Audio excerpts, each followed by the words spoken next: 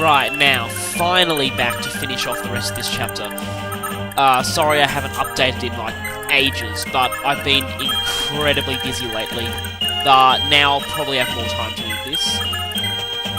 And yes, so this is the end of Chapter 5. And I'm keeping Fury out of bow range.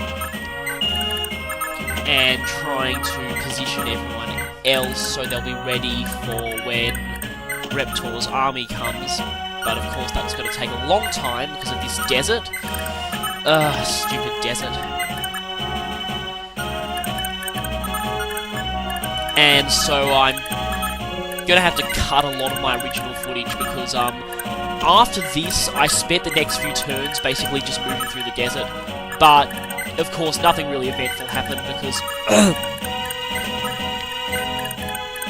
Reptor's army just spends the next few turns shuffling themselves about in a really, really bizarre and stupid fashion.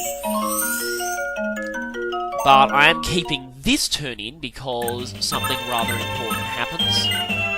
I execute the next phase of the Fury Lure plan, which I was mentioning at the end of the last video. Now unfortunately, Reptor's army kinda killed some of the Velthroma mages, which is annoying.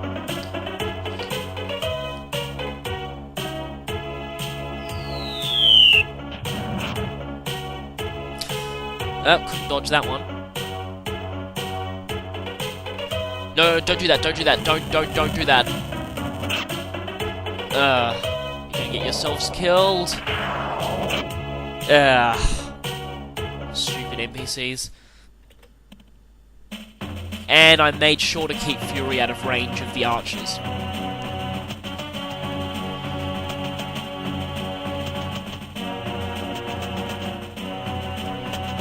Yes, come on, go and move forward. Just keep moving forward. Now, eventually, that High Priest there is going to expose himself. See where I tell you, stupid Velthroma mage.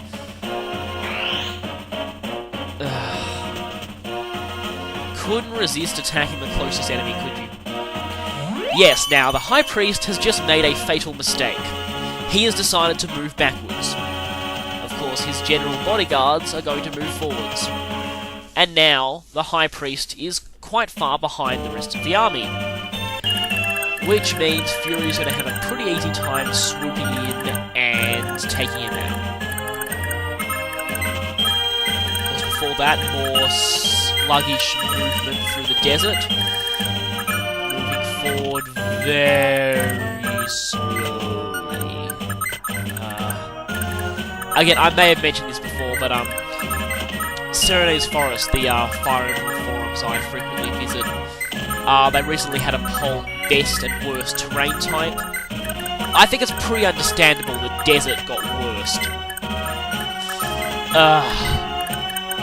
Still, this isn't as bad as in Path of Radiance when I accidentally brought an unpromoted Gatry to the desert chapter. Oh, that was painful. He only moves one space per turn in desert. That was hideous. I have painful memories of that. Anyway, back to more meteor pummeling.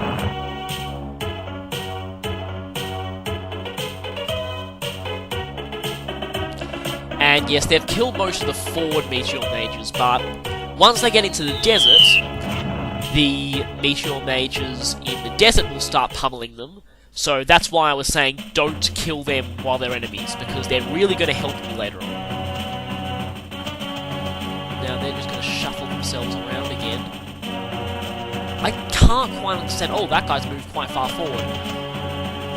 What's weird, there'll sometimes be moments where one of them moves very far forward, and then in the following turn they'll move backwards again. Perfect. He's really exposed himself now. Whoa. See, told you that would happen eventually. It's like he wants to get killed by Fury. Haha. And not Not in bow range, not in bow range. No archers can get to her. Right. Alright, that's enough out of the reserve staff. Goodbye.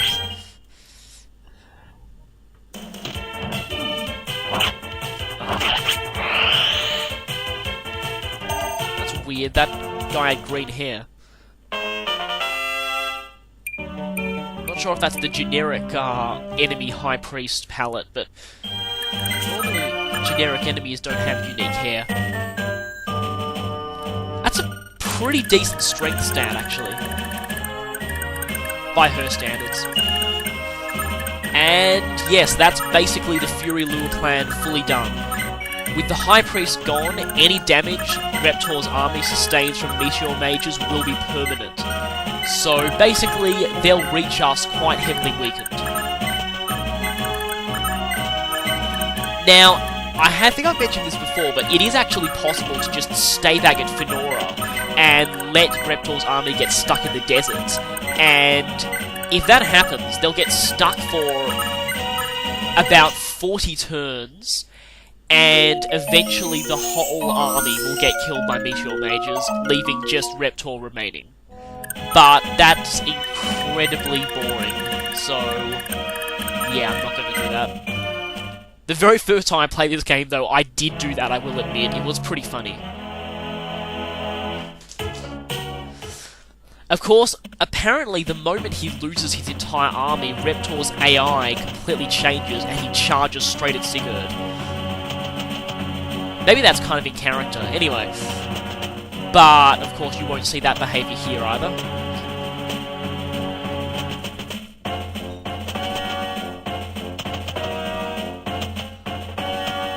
Yes, just move forward. What? Ugh.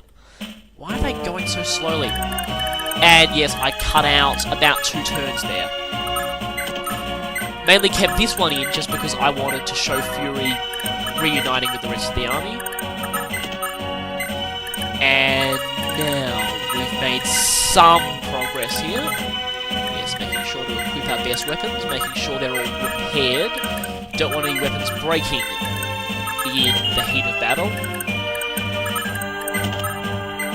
Yeah, taking the advice of Sirius in one of his support conversations with my units in New Mystery of the Emblem.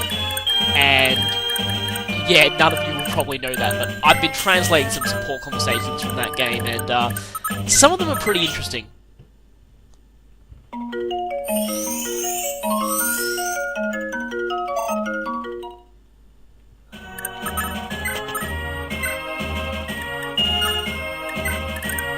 Yeah, I would tell you the link for the forum I'm doing the translation on, but that would sound far too much like shameless plugging, so...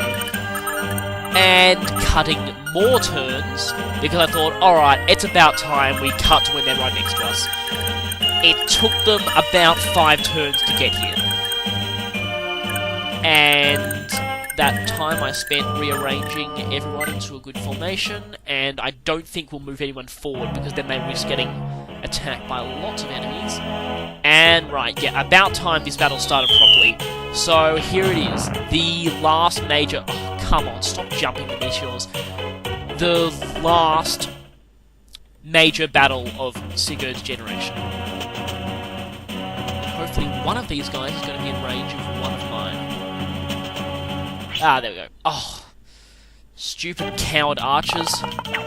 Always going for the person who can't counterattack. Well, these ones are actually snipers, but anyway. Same.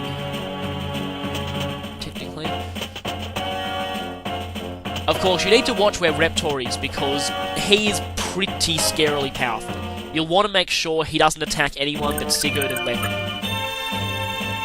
Yeah, watch out for him.